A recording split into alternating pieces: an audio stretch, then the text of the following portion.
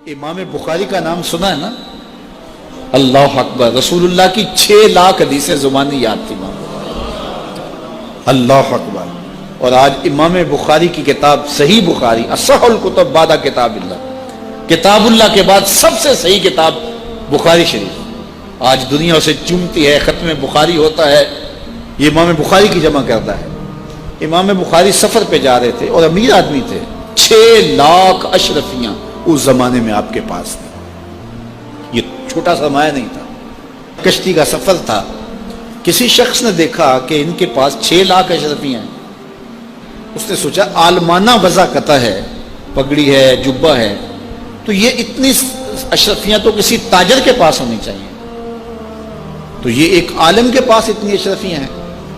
تو اس نے کہا کہ چلو ایک طریقہ ہاتھ آ گیا، میں ذرا کوئی ہیلا کرتا ہوں اور یہ پیسے میں خود حاصل کر لوں۔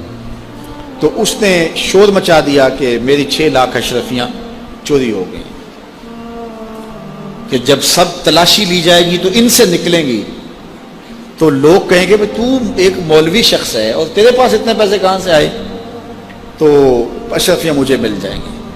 تو جب تلاشی شروع ہوئی تو امام بخاری کی تلاشی لی گئی تو ایک اشرفی بھی نہیں نکلی، کچھ بھی نہیں نکلا، سارا سامان ٹٹولا گیا، کچھ نہیں نکلا۔ خیر چلو، لوگوں نے اس کو کہا تو جھوٹا ہے، تو نے خام خواہ جو ہے وہ ایک مکر کیا ہے۔ وہ بھی بڑا پریشان تھا کہ اشرفیاں میں نے ان کے پاس دیکھی ہیں، گئی کدھر؟ خیر جب جہاز چلنے لگا تو آہستہ آہستہ امام صاحب کے قریب ہو گیا، امام بخاری سے پوچھنے لگا حضرت اشرفیاں تو تھیں آپ کے پاس، تو کدھر گئیں؟ فرمایا جب تم نے الزام لگایا نا، اور مجھے پتا ہے کہ تم نے الزام کیوں لگایا ہے، میری وجہ دیکھ کے تم نے میرے سے ہتھیانا چاہا تھا، تو میں نے چپکے سے وہ اشرفیاں سمندر میں پھینک دی تھی۔ تو کہا حضرت اتنی زیادہ اشرفیاں اور سمندر میں پھینک دیں؟ کہا ہاں۔ کہا کیوں پھینکی؟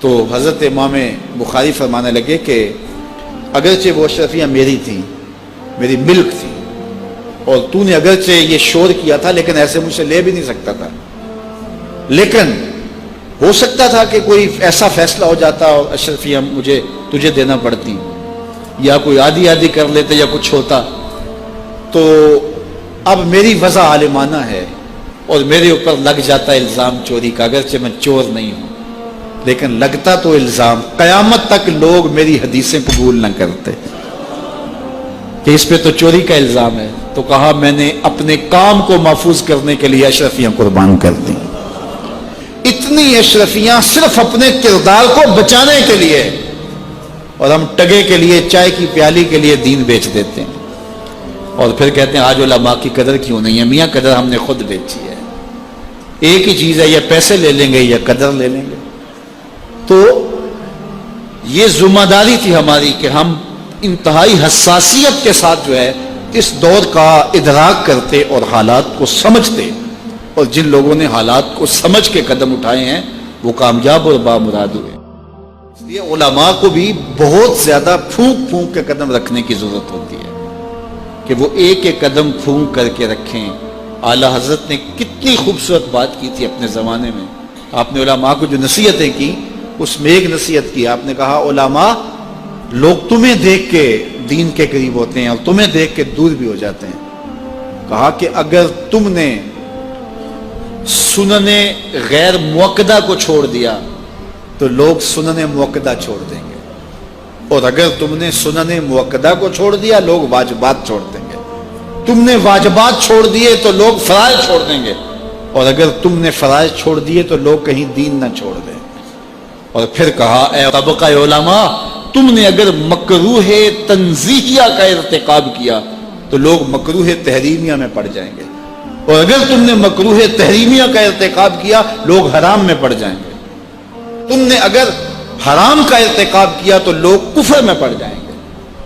اس لیے علماء کو آج کے دور میں نہیں، ہر دور میں اپنے کردار کو بڑا صاف رکھنے کی ضرورت ہے۔ یہ اولاد کے ساتھ ہمدردی نہیں ہے، ساری رات اولاد جاگتی رہے اور جب نماز کا وقت آ جائے تو ماں کہتی ہے بیٹے سو جا، اب تو اذان کا وقت ہو گیا، حالانکہ چاہیے تھا کہ اب تو اٹھ جا، اب اذان کا وقت ہو گیا، لیکن ماں اس وقت اگر سلا دے تو کیا یہ گوارا کرتی ہے کہ میرا بیٹا جہنم کی آگ میں جلے؟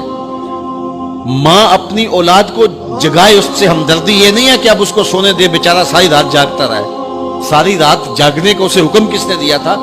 فجر کے وقت جاگنے کا حکم ہے جب رحمت اللہ کی بٹ رہی ہے، تو اس کو بیدار کرے، اس کو جگائے۔ کڑکتی دھوپ ہے، آج کل موسم کتنا گرم ہے، تو اگر بچہ دھوپ پہ کھڑا ہو اور اس کے پاؤں جلس رہے ہوں تو ماں گوارا کرتی ہے، بھاگ کے اچک لے گی بچے کو کہ میں اسے دھوپ سے، تمازت سے، گرمی سے بچا لوں۔ تو کیا حشر کی کڑکتی دھوپ میں بیٹا پسینے میں شرابور ہو اور وہ پسینہ آگ سے بھی زیادہ گرم ہو تو کوئی ماں یہ گوارا کرتی ہے؟ یقیناً نہیں کرتی۔ وہ نہیں کرتی تو اس کو اپنی اولاد کو 5 گانا نماز کا خوگر بنانا ہوگا۔ نماز کی توفیق اللہ سے مانگو۔ آج کے اس اجتماع میں یہی پیغام ہے اور یہی دعوت ہے اور یہی قرآن مجید کی تعلیمات کا خلاصہ ہے۔ 1 بار نہیں، 2 بار نہیں، 10 بار نہیں، 20 بار نہیں، 100 بار نہیں، قرآن و حدیث کے اندر 750 مرتبہ نماز کا حکم آیا ہے۔ اب ذرا غور کیجئے، 1 مرتبہ کہہ دینا کیا کافی نہیں ہے؟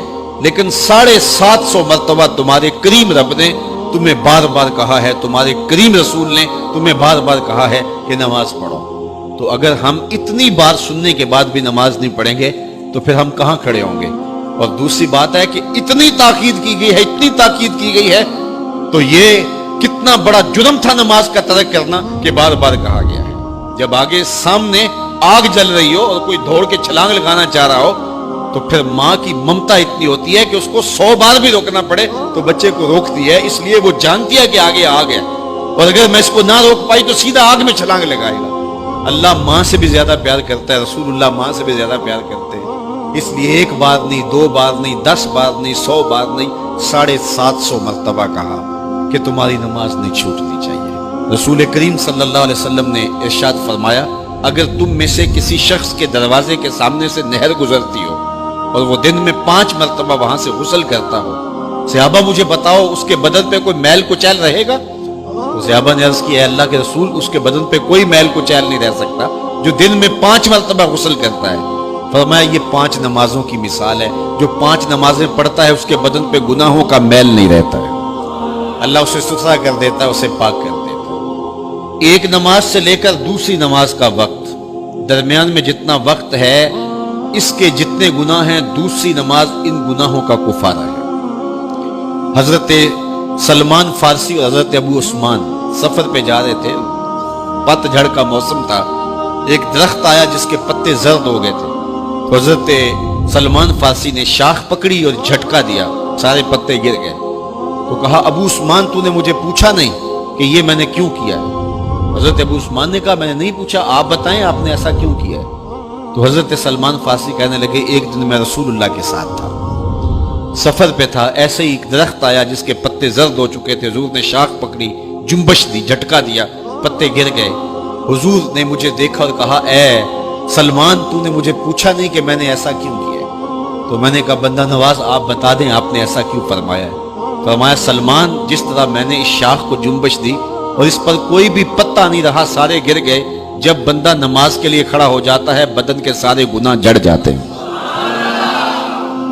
اللہ کی توفیق سے میرا خیال ہے کہ آپ سارے لوگ نمازی ہوں گے، اور میری مائیں بہنیں اور بیٹیاں جو تشریف لائی ہیں انہیں بھی 5 گانا نماز کا شعور اور توفیق نصیب ہوگی۔ آج ہم یہاں سے عزم کر کے جانا ہے کہ ہمارے خاندان میں، ہمارے رشتہ داروں میں، ہماری اولادوں میں اگر بدقسمتی سے کوئی بے نمازی ہے تو آج عزم کر کے جائیں کہ وہ بے نمازی نہ رہے، اتنے زور سے تبلیغ کریں گے کہ وہ نماز پڑھنے پہ مجبور ہو جائیں۔ تو سونے سے قبل 5 انگلیاں بھی گن لو اور 5 نمازیں بھی گن لو۔ جو کہا گیا مجھے امید ہے کہ یقیناً یہ آپ کی روحوں تک اترا ہوگا، اور اگر بدقسمتی سے کوئی بے نمازی ہے تو آج کے بعد بے نمازی نہیں رہے گا۔ اور ہم اپنے ماحول میں اپنی اولاد سے اگر پیار کرتے ہیں، حقیقی پیار ہمیں، تو پھر ان کو 5 گانا نماز کا عادی بنانا ہوگا اور ان کی